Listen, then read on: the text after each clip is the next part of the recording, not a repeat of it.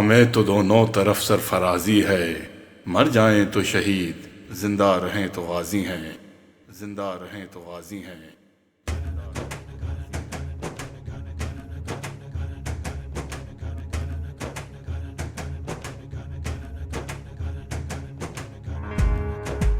لاہور کے رہنے والے ایک ہندو راجپال نے ایک کتاب شائع کی جس پر مسلمانوں میں سخت اضطراب پیدا ہو گیا۔ مسلمان رہنماؤں نے انگریز حکومت سے اس دل آزار کتاب کو ضبط کرنے اور ناشر کے خلاف کارروائی کرنے کا مطالبہ کیا۔ میجسٹریٹ نے راجپال کو صرف 6 ماہ کی قید کی سزا سنائی، جس کے خلاف مجرم نے ہائی کورٹ میں اپیل کی، جہاں جسٹس دلیپ سنگھ مسیح نے اس کو رہا کر دیا۔ انگریز حکومت کی عدم توجہی پر مایوس ہو کر مسلمانوں نے متعدد جلسے جلوس منعقد کیے، مگر انگریز حکومت نے روایتی مسلم دشمنی کا مظاہرہ کرتے ہوئے دفعہ 144 نافذ کر کے الٹا مسلمان رہنماؤں کو ہی گرفتار کرنا شروع کر دیا۔ مسلمانوں میں یہ احساس جاگوزی ہونے لگا کہ حکومت وقت ملعون ناشر یعنی راجپال کو بچانے کی پالیسی پر عمل پیرا ہے، اور یہ کہ اس ملعون کو کیفر کردار پہنچانے کے لیے ان کو خود ہی کچھ کرنا ہوگا۔ اگر حالات اور واقعات کا عمیق نظروں سے جائزہ لیا جائے تو یہ بات ہمارے سامنے روز روشن کی طرح آیا ہوتی ہے کہ راجپال نے انگریز سرکار اور خصوصی طور پر اس وقت کے انگریز کمشنر کی ایما پر اس جسارت کا مظاہرہ کیا، یعنی سیدھے لفظوں میں راجپال کی پشت پناہی انگریز حکومت کر رہی تھی۔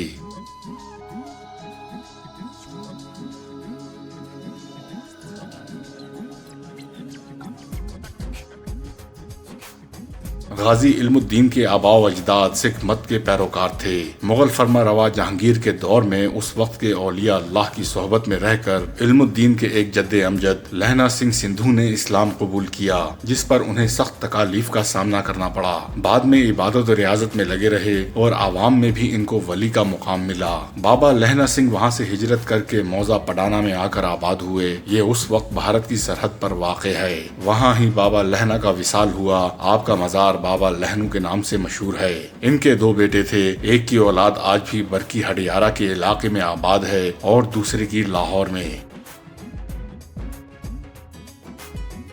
غازی علم الدین کے والد کا نام طالع من تھا اور غازی علم الدین شہید رحمت اللہ علیہ 4 دسمبر 1908 کو لاہور پنجاب میں پیدا ہوئے۔ لاہور کے ایک غازی خدا بخش گجر نے 24 ستمبر 1928 عیسوی کو اس گستاخ کو اس کی دکان پر نشانہ بنایا، تاہم راجپال بھاگ کر اپنی جان بچانے میں کامیاب ہو گیا۔ غازی خدا بخش کو گرفتاری کے بعد 7 سال کی قید کی سزا ہوئی۔ افغانستان کے ایک غازی عبدالعزیز خان نے لاہور آ کر اس شاطم رسول کی دکان کا رخ کیا، مگر یہ بدبخت دکان میں موجود نہیں تھا۔ اس کی جگہ اس کا دوست سوامی ستیانند موجود تھا۔ غازی عبدالعزیز نے غلط فہمی میں اس کو راجپال سمجھ کر اس پر حملہ کیا اور ایک ہی وار میں اس کا کام تمام کر دیا۔ غازی عبدالعزیز کو حکومت وقت نے 14 سال کی سزا سنائی۔ راجپال ان حملوں کے بعد نہایت خوف زدہ رہنے لگا۔ حکومت نے اس کی پشت پناہی کرتے ہوئے 2 ہندو سپاہیوں اور ایک سکھ حوالدار کو اس کی حفاظت پر متعین کر دیا۔ راجپال کچھ عرصے کے لیے لاہور چھوڑ کر کاشی، ہریدوار اور متھرا چلا گیا،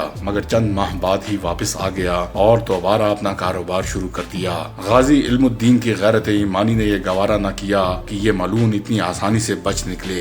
آپ نے اس کو انجام تک پہنچانے کا فیصلہ کر لیا۔ غازی علم الدین شہید رحمت اللہ علیہ نے 29 اپریل 1929 کو راجپال کی دکان کا رخ کیا۔ اس وقت یہ ملعون اپنی دکان پر ہی موجود تھا۔ آپ نے اس کو للکارتے ہوئے کہا، اپنے جرم کی معافی مانگ لو اور اس دل آزار کتاب کو تلف کر دو اور آئندہ کے لیے ان حرکات سے باز رہو۔ راجپال نے اس کو گیدڑ بھپکی سمجھ کر نظر انداز کر دیا۔ اس پر آپ نے ایک ہی بھرپور وار میں اس بدبخت کا کام تمام کر دیا۔ اس کی دکان کے ایک ملازم نے انارکلی بازار کی پولیس کو خبر کی، جس نے آپ کو گرفتار کر لیا۔ آپ اس واقعے کے بعد نہ صرف مکمل طور پر پرسکون رہے بلکہ آپ نے فرار ہونے کی بھی کوشش نہیں کی۔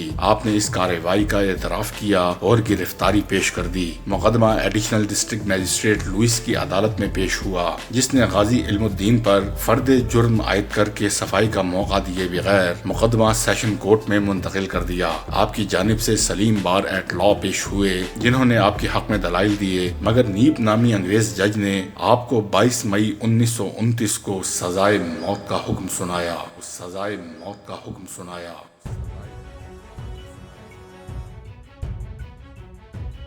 لاہور کے مسلمانوں نے یہ فیصلہ کیا کہ سیشن کورٹ کے اس فیصلے کے خلاف ہائی کورٹ میں اپیل کی جائے اور اس مقدمے میں قاضی کی وکالت کے لیے شہرائے آفاق وکیل محمد علی جناح کو نامزد کیا جائے۔ چنانچہ جناح صاحب بمبئی سے لاہور تشریف لائے اور ان کی معاونت جناب فرخ حسین بیرسٹر نے کی۔ 15 جولائی 1929 کو ہائی کورٹ کے 2 ججز نے یہ فیصلہ سناتے ہوئے سیشن کورٹ کی سزا کو بحال رکھا اور غازی کی اپیل خارج کر دی۔ اپیل خارج ہونے کی اطلاع جب جیل میں غازی کو ملی تو آپ نے مسکرا کر فرمایا، شکر الحمدللہ، میں یہی چاہتا تھا، بزدلوں کی طرح قیدی بن کر جیل میں سڑنے کی بجائے تختہ دار پر چڑھ کر ناموس رسالت پر اپنی جان فدا کرنا موجب ہزار ابدی سکون اور راحت ہے۔ مسلمان عمائدین نے ہائی کورٹ کے اس فیصلے کے خلاف لندن کی پریوی کونسل میں اپیل دائر کی۔ اس اپیل کا مسودہ محمد علی جناح جو بعد میں قائد اعظم کہلائے، ان کی زیر نگرانی تیار کیا گیا، مگر انگریز حکومت جو ایڈیشنل سیشن کورٹ سے ہائی کورٹ تک مسلم دشمنی کا مسلسل مظاہرہ کرتی آئی تھی، اس نے اس اپیل کو بھی رد کر دیا۔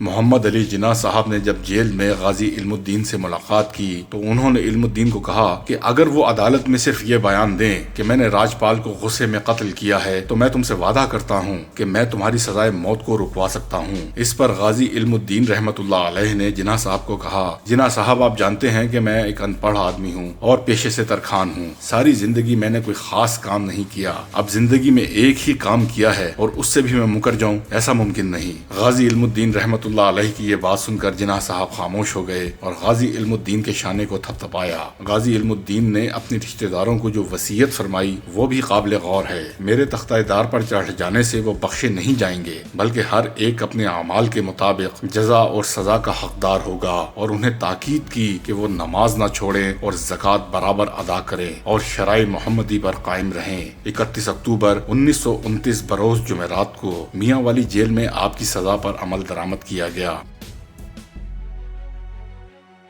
آپ کی شہادت کے بعد انگریز حکومت نے آپ کے جسد خاکی کو قبضے میں رکھا اور کسی نامعلوم مقام پر سپرد خاک کر دیا، جس پر شدید احتجاجی لہر اٹھی۔ 4 نومبر 1929 کو مسلمان رہنماؤں کے ایک وفد، جن میں علامہ اقبال، سر محمد شفیع، مولانا عبدالعزیز، مولانا ظفر علی خان، سر فضل حسین، خلیفہ شجاع، میاں امیر الدین، مولانا غلام محی الدین قصوری شامل تھے، ان تمام افراد نے گورنر پنجاب سے ملاقات کی اور جسد خاکی کی حوالگی کا مطالبہ کیا۔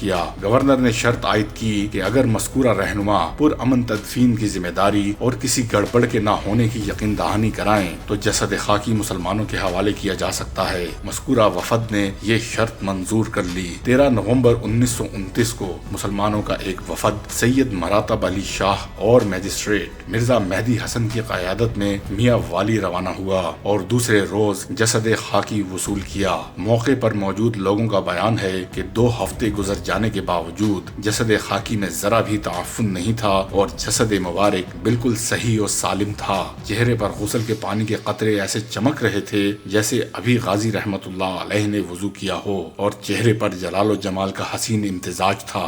ہونٹوں پر مسکراہٹ تھی، کیونکہ شہید زندہ ہوتے ہیں، یہ اللہ تعالیٰ نے قرآن میں بھی ارشاد فرمایا ہے۔ محکمہ ریلوے نے یہ جسد خاکی 15 نومبر 1929 کو لاہور چھاؤنی میں 2 مسلم رہنماؤں علامہ اقبال اور سر محمد شفیع کے حوالے کیا